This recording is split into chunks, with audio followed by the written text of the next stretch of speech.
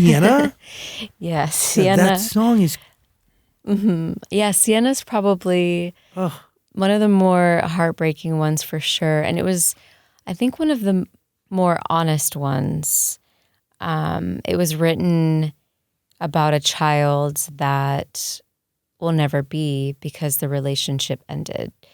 And, you know, when you're in a relationship, you romanticize, whether you want kids or not, like maybe you romanticize having a family with this person, or like having a future with this person, having a house, or like going through life. It's a part of it. It's a part of it. When you're with somebody for years, like you do, like as you think about your own future, a part of you don't see a future without the person you're next to every day. Exactly. And, you know, and I kind of go back and forth about kids and whether I want kids or not, and there's so many ways to you know, of motherhood without having children. But, you know, at the time I was like, I don't know. And I was like, but if I did have a child with this person, I would name her Sienna.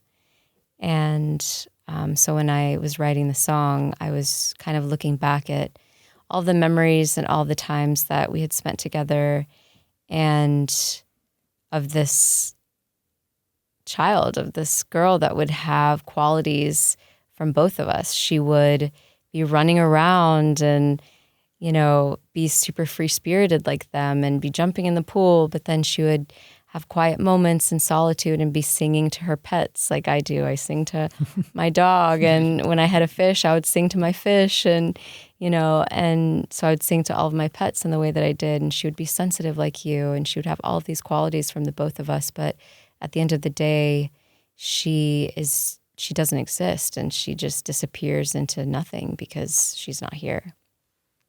What is it like crafting an album like this, a song like that? Like, even like you have to get a little emotional even talking about it. Definitely. I'm laughing or else I'd be crying. Yeah.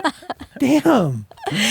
Yeah. I mean, it was... And even to make that, I'm assuming Josh is in the room. Josh or is in the room. Close. Josh is in the room. And with Sienna in particular, I think we jammed on it. I was in the vocal booth and we jammed on the song for maybe an hour together. So we weren't directly looking at each other. I was kind of hidden away in the vocal booth, and he was hidden away in the studio. But after the hour that we spent kind of jamming on it, we just both kind of looked at each other and we were like, okay, you know, without asking any questions. Submarine, there were no questions asked. Like, he didn't ask me, hey, is this song about our relationship? Is this about another relationship?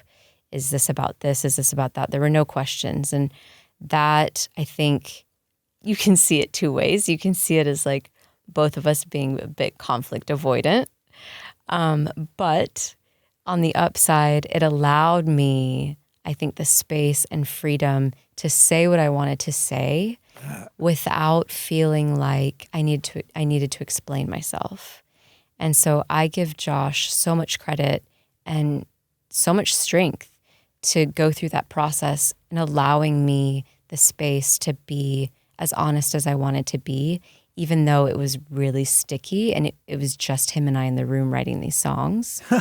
And some are about him and some aren't about him. And he knew that. And so I give so much credit to him for giving me that space. He is a world-class producer. He really is. That is like... And just a human being, a world-class human being. Yeah. But just on the professional side of it, like that is the ultimate test of a producer, right? Because that's really their job, right? Is to give a writer, an artist, like space to be themselves and the most vulnerable, and to kind of guide them and shepherd them and enhance them, you know? Like a producer listens. Yes. Yeah.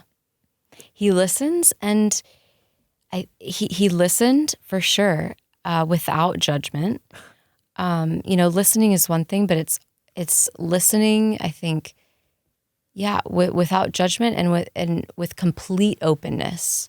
You know, it was awkward, don't get me wrong, because like I said, some were about him and some were not about him.